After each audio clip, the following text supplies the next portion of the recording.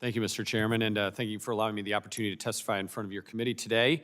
As we continue to work through this open enrollment period for health care plans that so many Americans are facing, millions are faced in being told again that their health insurance premium costs are going to spike again next year. Rising healthcare costs and our convoluted healthcare system continue to put a real strain on hardworking families and small businesses in Michigan, especially in the communities that I represent here in Congress. The bottom line is that Obamacare has failed Americans. Excessive regulations, mandates, and other just inefficiencies ignore the needs of patients and drive up costs. The solution by some has been to throw more money at the problem, most recently by subsidizing insurance companies with oversized so-called tax credits that are checks under the guise of the COVID-19 pandemic relief. I'll remind your committee, sir, that the COVID-19 pandemic was almost 6 years ago now. Despite its name, these are not real tax credits. They don't go to patients, but instead flow directly to the big health insurance companies. COVID is long over, thankfully, and a blanket extension of these subsidies is not the answer, especially since rampant waste, fraud, and abuse has been continued to be uncovered.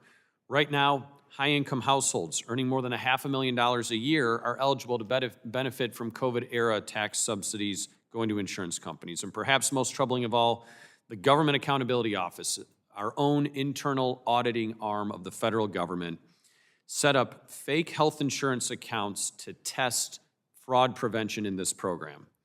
All but 2 of those fake accounts received taxpayer-subsidized coverage through the premium tax credits, showing just how bad this problem is.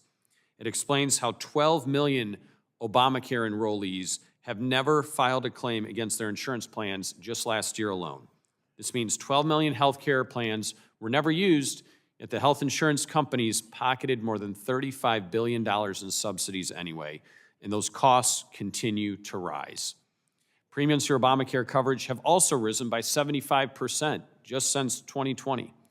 It's clear that insurance companies have no incentive whatsoever to keep Obamacare costs low, improve claims, mitigate fraud, or anything else when taxpayer subsidies mean higher revenues for them, all while denying more claims for ordinary ratepayers. If things stay the way they are, coverage plans will continue to offer poor care, patients will face higher copays and narrower networks, and taxpayers will still be funding the bill. Obamacare, along with the COVID-era tax credits, represents a deeply and fundamentally flawed approach to healthcare policy. We are spending more on coverage than we're on actual healthcare. There's an urgent need for real reform and accountability in our healthcare system. We must make significant reforms along the way as we deliver healthcare in this country, and it starts with both sides coming together with some honest conversations about the problems we face. And we must explore every avenue to restoring affordability in healthcare and not just doing the same thing we've always done. That means correcting the Obamacare medical loss ratios that directly benefit the insurers but don't actually lower premium costs. It means taking significant steps to mitigate fraud in our healthcare system so that those that are ineligible or over income are not receiving taxpayer-funded benefits. And it also means expanding access to accounts like FSAs and HSAs, allowing those to be used to pay for premium costs and empowering individuals to make the best decisions for themselves and for their families. There are ways that we can empower individuals to make decisions that are the appropriate decision for them to make without the government telling them how to manage their own health care. Time for actions now.